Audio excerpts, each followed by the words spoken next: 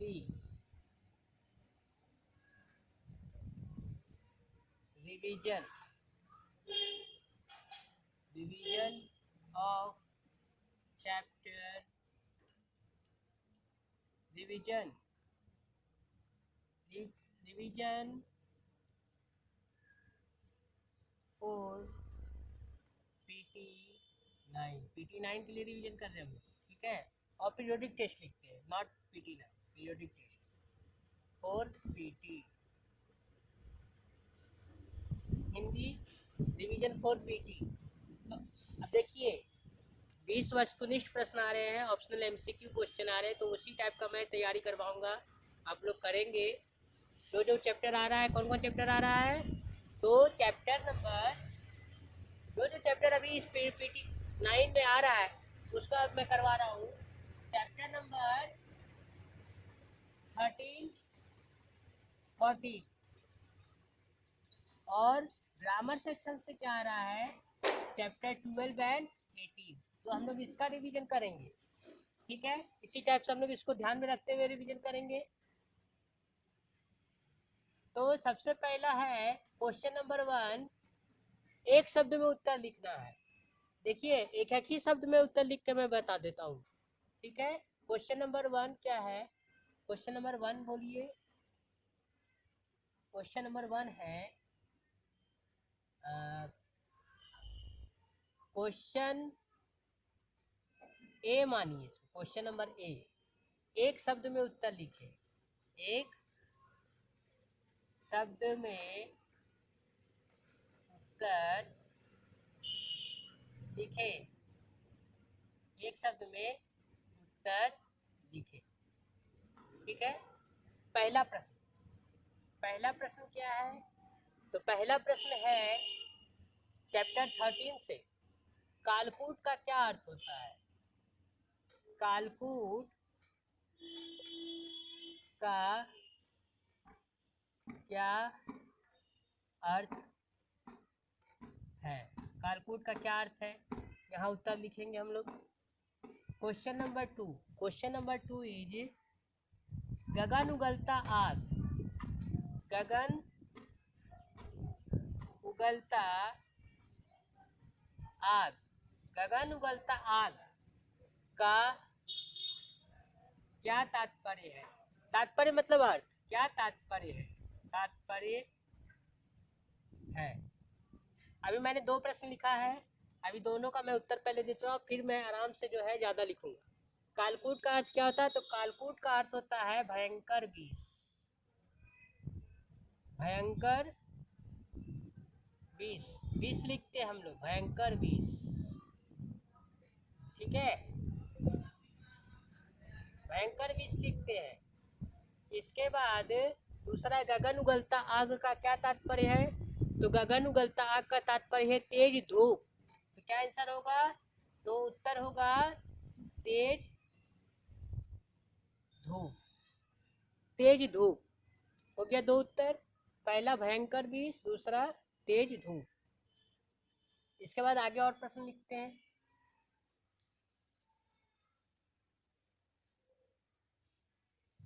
इसको यहाँ से मैं मिटाता हूँ। हम लोग क्या कर रहे हैं, हम लोग रिवीजन कर रहे हैं पीरियोडिक टेस्ट का, हिंदी। प्रश्न क्या है, तो प्रश्न है एक शब्द में उत्तर लिखिए, एक शब्द में उत्तर लिखे। प्रश्न संख्या 3, तीसरा प्रश्न क्या है, तो तीसरा प्रश्न है नई मिसाल, नई मिसाल का अर्थ है, नई मिसाल का क्या अर्थ है, तो नई मिसाल का अर्थ लिखना है। प्रश्न संख्या 4, प्रश्न संख्या 4 है कि घटा घिरी अटूट हो, घटा घिरी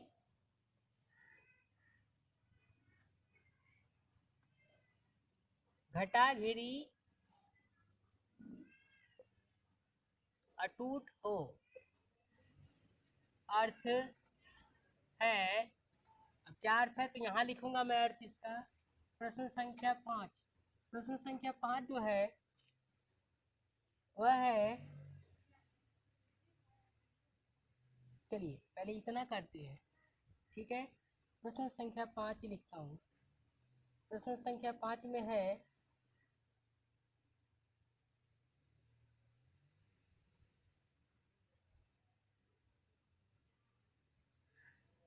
प्रश्न संख्या 5 लिखते हैं, राजा को फूलदान किसने दिया था?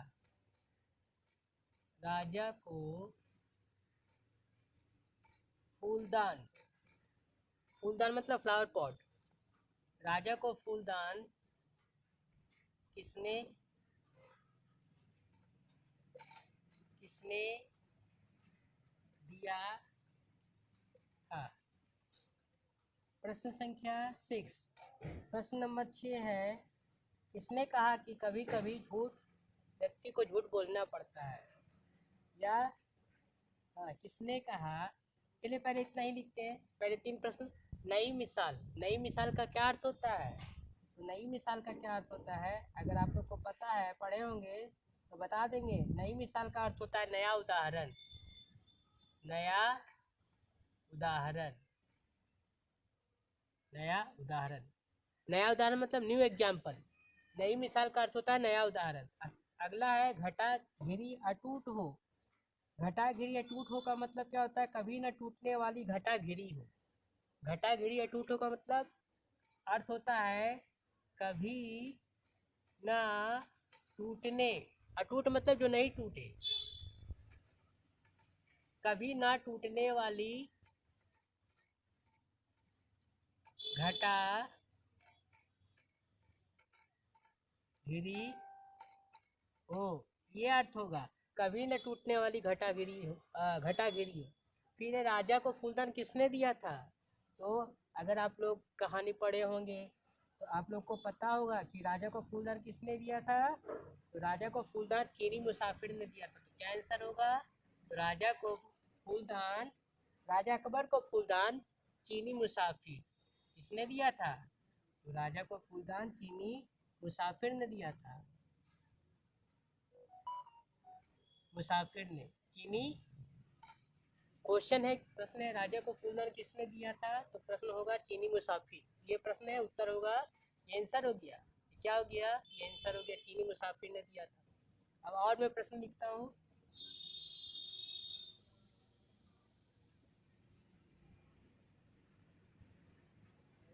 प्रश्न संख्या 6, क्वेश्चन नंबर 6 है, किसने कहा, प्रश्न संख्या 6 है, किसने कहा, किसने कहा कि कभी कभी, किसने कहा कि कभी कभी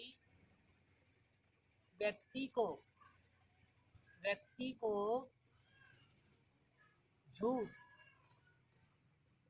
झूठ बोलना पड़ता है? ठीक है, यहाँ उत्तर लिखेंगे। प्रश्न संख्या 7, प्रश्न संख्या 7 है, बीरबल बीरबल आगरा शहर के बाहरी इलाके में, आगरा शहर के बाहरी इलाके, बीरबल आगरा शहर के बाहरी इलाके में किसके पास गया? बाहरी इलाके में किसके पास गया? ठीक है, यहाँ उत्तर लिखेंगे। तो आप देख सकते हैं कि मैंने 2 प्रश्न और लिखा है। किसने कहा कि कभी कभी व्यक्ति को झूठ बोलना पड़ता है?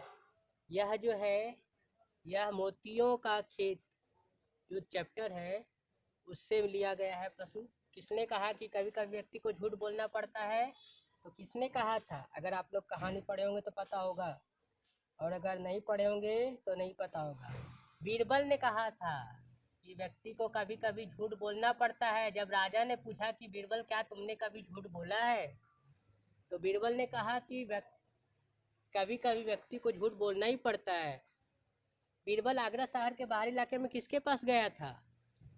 तो जब राजा अकबर ने बीरबल को अपने राज दरबार से निकाल दिया था, तो आगरा शहर के बाहर बीरबल आगरा शहर के बाहरी इलाके में किसके पास गया था? जौहरी के पास। क्या होगा आंसर? जौहरी। जौहरी किसको बोलते हैं पता है? जौहरी उसे बोलते हैं जो सोना चांदी का आभूषण बनाता है, ज्वेलरी बनाता है, ऑर्नामेंट बनाता है, दैट इज कॉल्ड द जौहरी, है ना। उसको गोल्ड स्मिथ बोलते हैं, सोनार बोलते हैं ना। तो वही बीरबल। और अब और मैं कुछ प्रश्न लिख रहा हूँ।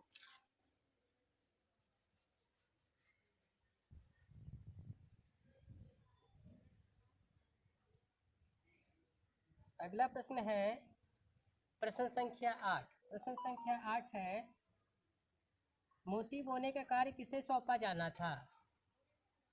मोती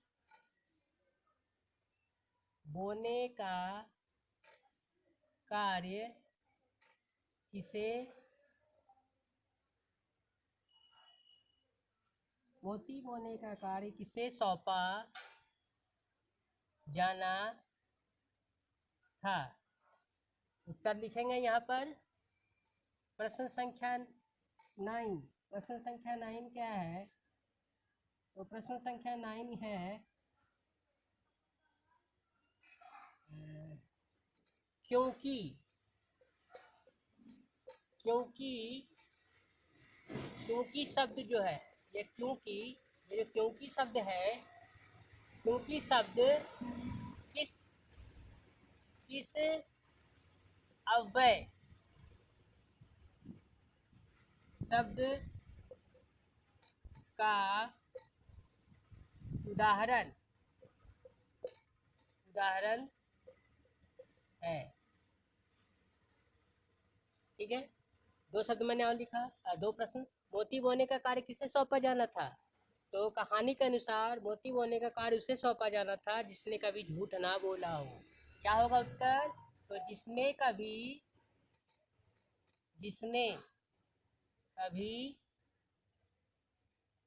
झूठ, देखिए ठा होता है, कुछ स्टूडेंट टा लिख देते हैं, ठा होगा।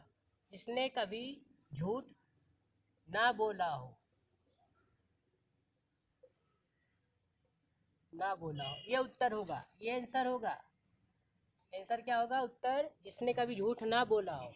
प्रश्न संख्या 9 है क्योंकि शब्द, ये एक शब्द है ना, क्योंकि शब्द किस अव्यय शब्द का उदाहरण है? अव्यय शब्द मैंने पढ़ाया, अव्यय अभिकारी शब्द मैंने व्याकरण में पढ़ाया था, तो मैंने बताया था 4 प्रकार के अव्यय अभिकारी शब्द होते हैं ना, 4 प्रकार होता है भेद। तो उसमें से एक शब्द का मैंने उदाहरण बताया था। तो कौन कौन होता है?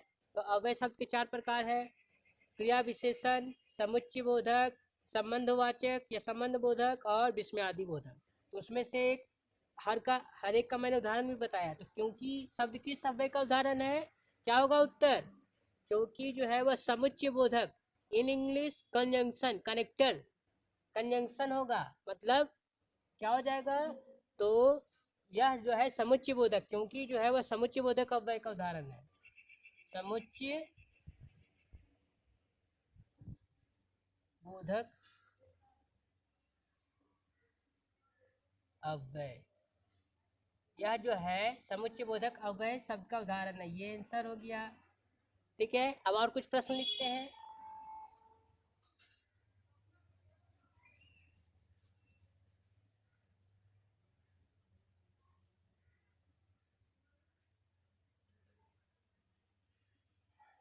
प्रश्न संख्या 10। बेगम ने फूलदान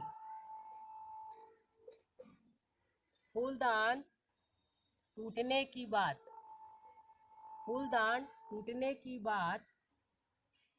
बेगम ने फूलदान टूटने की बात राजा को कब बताई? क्या लिखेंगे उत्तर? बेगम ने फूलदान टूटने की बात राजा को कब बताई? बेगम ने फूलदान टूटने की बात राजा को कब बताई? राजा को कब बताई? उत्तर लिखेंगे, ठीक है। बेगम ने फूलदान टूटने की बात राजा को कब बताई थी? तो बेगम ने फूलदान टूटने की बात राजा को आराम करने के बाद, राजा को आराम करने के बाद, राजा को, आंसर क्या लिखेंगे? आंसर लिखेंगे राजा को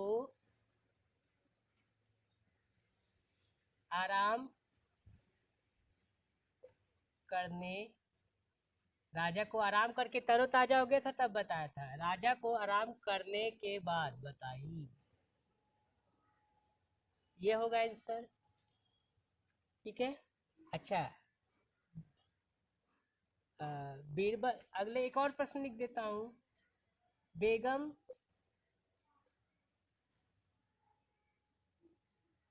के बेगम के हाथों से गिरकर गिरकर क्या टूट गया था? क्या होगा इसका आंसर? बेगम के हाथों से गिरकर क्या टूट गया था या क्या फूट गया था? फूलदान। क्या आंसर लिखेंगे? फूलदान।